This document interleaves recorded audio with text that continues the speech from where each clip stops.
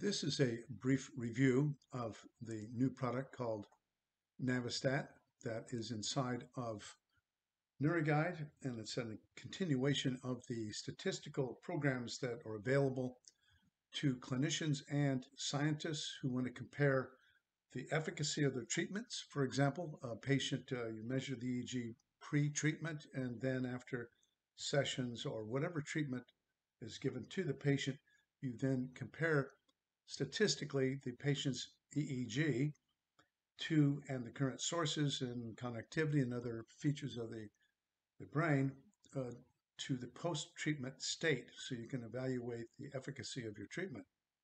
Now, we're going to be releasing Navistat in stages. This initial stage is going to be just the current density and z-scores of the current density. In the future, we will have functional connectivity, effective connectivity, and even diffusion tensor imaging. It does require having the NeuroNavigator in order to use Navistat, and it's in parallel with the NeuroNavigator, as you'll see in a moment. I briefly want to introduce people to the NeuroNavigator and as an introduction to Navistat, so you can understand what it actually is doing. On the left is the old school Loretta, developed by the Key Institute and Roberto Pasquale Marquis in 1994, and a team of people at the Key Institute. And then S-Loretta, which means standardized Loretta, was developed in 2001. That was an improvement of just regular Loretta. It improved the accuracy a bit. It uses a spherical head model and a small number of voxels. On the right is the new generation of the NeuroNavigator. It uses what's called SW Loretta. It was developed in 2007 by Ernesto Palmero Soler and is used worldwide. One difference on the left, you can see that the Montreal Neurological Institute used an average brain. There's 306 individuals, and so you don't see any contours very well defined of the cortex in terms of the localization of EEG sources, whereas on the right, this is the Al Collins brain that was an individual MRI, which has become the standard since about 1996. There's several other individual MRIs at the Montreal Neurological Institute that anybody can download and use. We use the Al Collins one, which is a very clear, high resolution MRI that shows you all the gyri. Just very brief introduction to inverse solutions of how you determine what is the source of the EEG in the interior of the skull. In the upper right is an example of the EEG potentials. We have sensors on your scalp surface and you measure the EEG. The equation that relates the sources of the EEG that gave rise to the electrical potentials on the scalp is shown in the center, where K is what's called the lead field. That is essentially the volume inside the skull. It's modeled by measures of conductivity. There's different conductivity of the scalp, the skull, and the interior of the skull where the brain is. So that's very important in order to solve this equation. This equation was developed in the 1800s by von Helmholtz. It's been used worldwide in physics since then. It's a very important development in the history of electricity and magnetism. The dipole sources are shown in the lower left. You can have either a single dipole or multiple dipoles with distributed inverse solutions like Loretta, low resolution electromagnetic tomography that we're dealing with today. We use the distributed solution. And so the solution to that, where J are the current sources, is to move K so it's on the right of the equal sign and it's underneath E. And so J equals E, the electrical field, divided by the lead field, plus a number of constraints with N, and won't go into the details of those. There's a variety of different ones to improve the accuracy of the inverse solution. So the inverse problem, this is a more extensive way to see it, where you got a number of sensors at the National Institutes of Health as a project manager for the first 128 channel EEG. And we evaluated different densities of sensors from 19 to 32 channels to 64 to 128 to 256. And we found out that 19 channels gives you, with distributed inverse solutions, a very good estimate of the location of the sources, and it's not necessary to have high density electrodes. And there's a number of publications that show that, and including those on our website at appliedneuroscience.com. And if you can go down to the scientific articles, you'll see the comparisons between 19 channels, 32 channels, 64, 128, etc. It's also magnetism, that both EEG and magnetism, electricity and magnetism, are being generated by the movement of currents through axons and loops of the brain. The difference between the two is that the magnetism is 1,500 times, approximately 1,500 times weaker than electricity. The advantage of magnetism is that has the lead field is homogeneous. That is, the skull and the tissue heterogeneity inside the brain, such as ventricles, gray matter, white matter, is invisible to magnetism. But because there's different connectivities of these different tissue spaces inside the brain, the electrical field is not it's not invisible to the electrical field. And part of what we're going to show today is that you can actually mathematically make the electrical field lead field the same as the magnetic lead field. And that's called SW Loretta, weighted S Loretta, that I'll show in a minute. So we can come up with ways to evaluate this. There's the S Loretta method. It's developed in 2001, approximately, uses what's called the minimum norm. I'm not going to go into the details of this. These are very similar statistics that are used by PET scans and functional MRI and the human brain mapping program.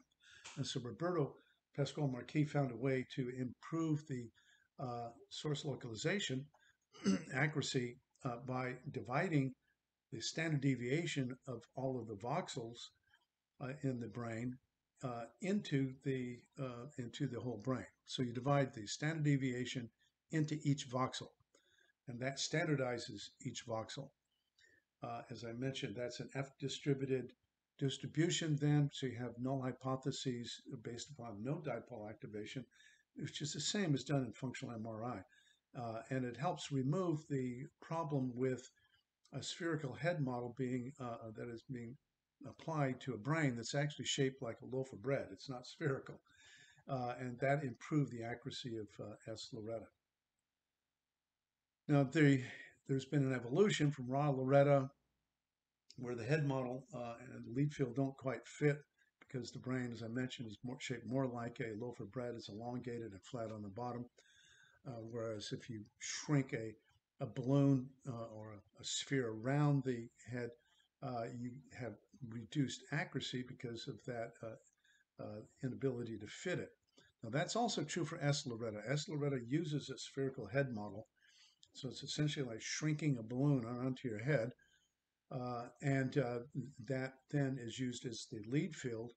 But as I mentioned, the brain is not geometrically shaped like that. Z-score Loretta is also S Loretta. Standardized Loretta it uses the same method of taking the standard deviation and dividing it into each voxel. And then the interesting thing about, as I mentioned, MEG, magnetic encephalography, is homogeneous, whereas electrical field is heterogeneous. And so Ernesto Soler, Palmero Soler, 2007, found a way to solve that problem, to make the magnetic field the same as the electric field the same as the magnetic field. So it's homogeneous. And the electrical field conductivities are adjusted mathematically so that there's no distortion. So this is called weighted S Loretta, as you can see in number 5, that gives depth. It has over 12,470 voxels. And it uses a realistic MRI, that it does not use a sphere that you shrink around the skull, a balloon you shrink around the skull. Instead, it actually takes the real MRI and carves out or identifies the boundaries of the brain itself, the boundaries of the temporal lobes, the frontal lobes, the cerebellum, etc., in the real MRI. So it uses a realistic MRI to create the lead field, and not an abstract sphere that you shrink around the skull. It's also modern. It can be updated with modern software, and as Windows evolves, etc., it steps with it. But the Key Institute is not being updated like it used to be, but SW Loretta is. This is an example of a comparison of just S Loretta to Loretta in terms of localization accuracy. The signal noise ratio is at the top. This is a paper published by Gresh et al.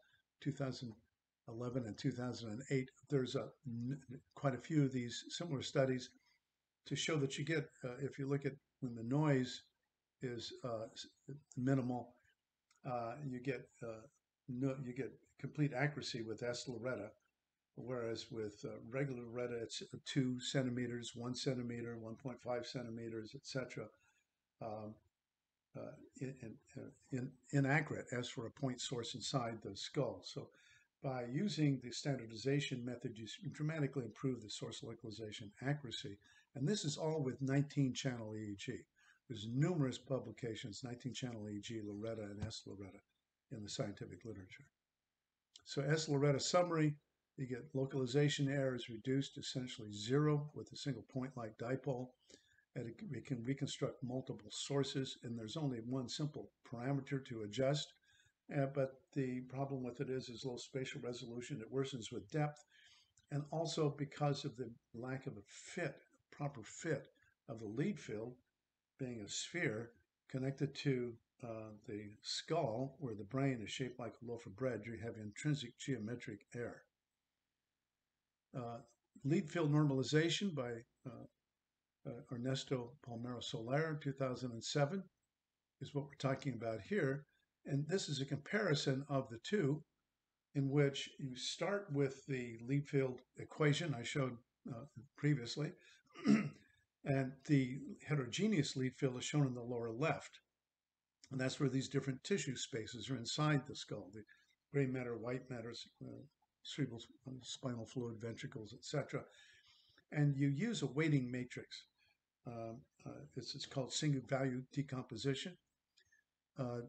And Roger Penrose developed that weighting method.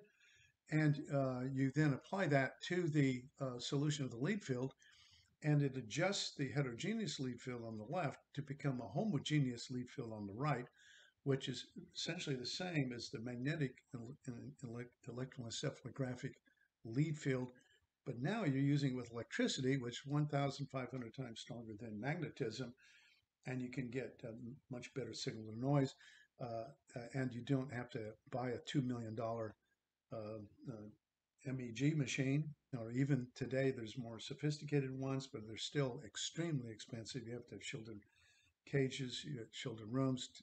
With EEG for $2,000, you can get an amplifier and a cap, and you can measure the EEG very easily, even remotely over the internet when people do remote training and evaluation of people, with no large shielded room or anything like that required for EEG. So it's quite an important advancement that can be have much more wide distribution and application than the magnetic fields today methods. SW Loretta has a number of validations that are published in the scientific literature. There's numerous ones. I'm not going to go through all of them. Here's a face recognition experiment as an example. And so there's a number of these. If you do a search in National Library of Medicine, you'll find them. And so I'm going to leave it at that. So there are spatial attention experiments as well. And I'm not going to go to details of these, but suffice it to say that there is a significant scientific literature for the evoked potentials and EEG in terms of the source localization in the brain based upon measurements of the electrical field on the scalp surface. So you can identify which gyri are giving rise to these things. So summary, SW Loretta improves the localization properties. It can reconstruct sources under real conditions in time and the time domain and the frequency domain.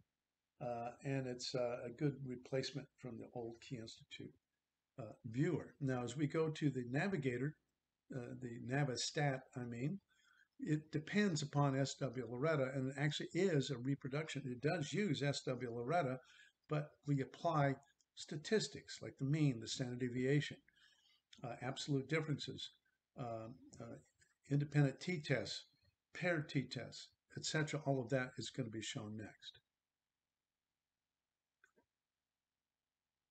So let me bring up two NeuroGuides. Typically what you do, you start, this is a patient with traumatic brain injury. This is just a way to illustrate how to use Navistat. So this is just an example of it. And he was injured in the right parietal region and is significantly deviant from normal, particularly at 5 hertz. And this is a normal subject with a good, healthy, similar age, good, healthy alpha maximum occipital lobes at 10 hertz, and very z-scores less than, I mean, they're all not significant except for a slight artifact at the end. So what you do is you go to Neurostat and you go to Navistat Statistics, and you create a Navistat individual analysis file first. Okay, I've already done this. It'll take some time, so I'm not going to do it again. And you do that also for your this is pre-treatment, this is post-treatment, example. Just as an example, as an illustration. You got to create the .mia file first. Save that in the subjects folder. Okay, I've already done that. I'm just going to close one of these because they're unnecessary to have both open. And I'm now going to launch Navistat. To launch the NeuroNavigator, you would go here and evaluate it and save it and to really look at what's going on. But to do the statistics, you go to Neurostat. In the past, this is surface statistics, the EEG, and this is Loretta, the Key Institute Loretta, or it's really S Loretta statistics. And now here's Navistat statistics. I'm going to launch Navistat. And now we see the conditions 1 and 2. There's no data in there yet, so I'm going to load in condition 1. Condition 1 will be the subject before treatment, which happens to be the NeuroGuide demo. This is the individual with right parietal lobe damage. And condition 2 happens to be a normal person, but I will illustrate this as a situation where it's the same person measured twice, which it's not. I'm going to now look at the mean. And the raw score, the current source density, is down here. This is the absolute difference, which is up in the upper part, in the mean values between this is the pre-treatment subject. And you can use your arrow key to move this around. You can expand these if you wish. And this is the mean raw scores. These are in microvolt. This is amperes because it's current density, microamperes per cycle per second.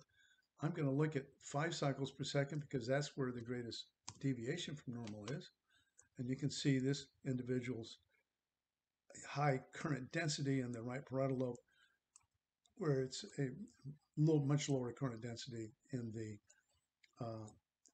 normal subject. And we can put in a slice here that makes it easier to see, and we can navigate through the brain just like you did with the NeuroNavigator. You can use these keys to navigate as well. You can remove the head model, navigate. You can see the absolute difference here in the statistic panel. We can look at the standard deviation.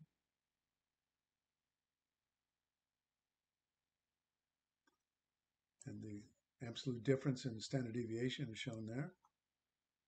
Here's the difference in absolute difference in mean values. And percent deviation, and we'll in the future have coefficient of variation. in here.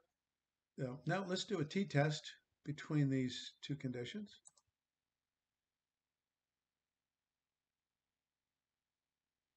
And we can, in the t-test, we can look at t-values or p-values. So let's look at the p-values. And you'll see down here the p-values that go from 0.000 to 0.05. And these are all highly significant. Basically, this is showing there's a major difference between the patient pre and then post-treatment. Highly significant changes, but this is not real. Of course, this is not the same subject. I'm just doing this for illustration, but to show clinicians, if you wish, you compare take your patient's EEG at the beginning of your sessions, or let's say the beginning of your treatment, and there's multiple treatments, and over some period of time, you then measure the EEG again, and then you launch Navistat, and you'll be able to compare the differences between the two. You can just look at the absolute difference. Oh, I gotta go here. To look at just that particular feature. You can navigate around. You can also just look at the volume view. Zoom it up just like you would in Navistat. You can see the cerebellum is highly significantly deviant. In this patient, everything's deviant. And you have navigation tools that you can use to navigate through the brain to evaluate different aspects of it.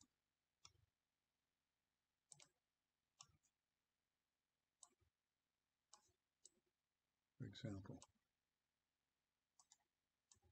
these are the standard navigation tools inside of the NeuroNavigator that are available to you in this new statistic. Now we can have a data table. In the future, we'll be using this to evaluate connectivity, functional connectivity, effective connectivity, etc. But we're not doing that now. That's at a future release. I'm going to go back to the 3 view, and now we can save this as a project, so we can compare a project with other tests in the future. We can create an image and put that into a clinic report. We can export a tab-delimited text file, so you can get all the p-values and mean and standard deviations, etc. In a text file. You can view the input selection or the data table. So I can remove the data table. Now you can see just the input selection. And you can actually decouple this and move it around at both of those tables. And then in the future, we're going to have a lot more information on help. But you got different views, just like you did in the Navigator.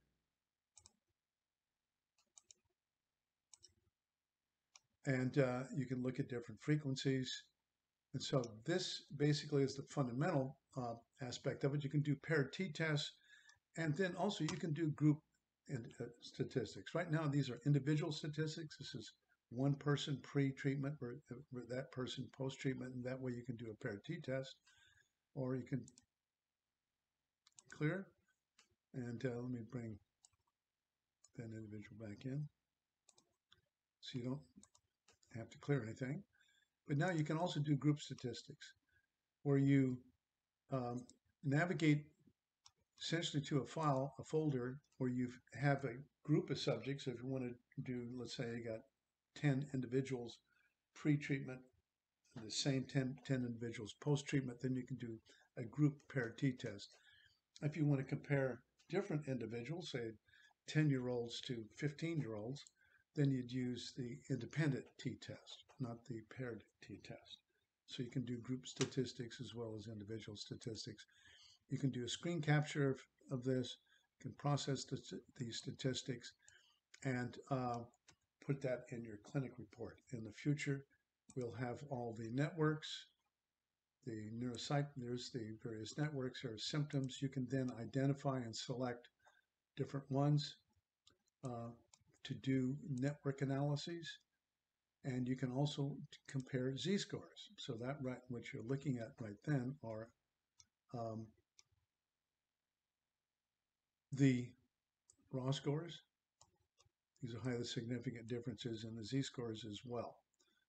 So this is something you'll be able to play around with. It'll be in the NeuroGuide demo, so it's free to evaluate and learn how to do new, more advanced statistics at much higher resolution, greater accuracy and sensitivity, and the ability to evaluate the cerebellum, the red nucleus, the subthalamus, the thalamus, habenula, nucleus accumbens, a number of important nuclei and in the brain. They're involved in reward, involved in balance, Parkinsonism, motor coordination, as well as the standard group with Brodmann areas related to cognitive functions such as the frontal lobes, the parietal lobes, the nucleus accumbens, or the cingulate gyrus. Nucleus accumbens is still important there. The medial frontal lobes, insula, etc., all which are compared to a FDA-registered normative database from birth to 82 years of age. So this is a brief introduction. You're welcome to contact us at appliedneuroscience.com if you have any questions. Thank you for watching.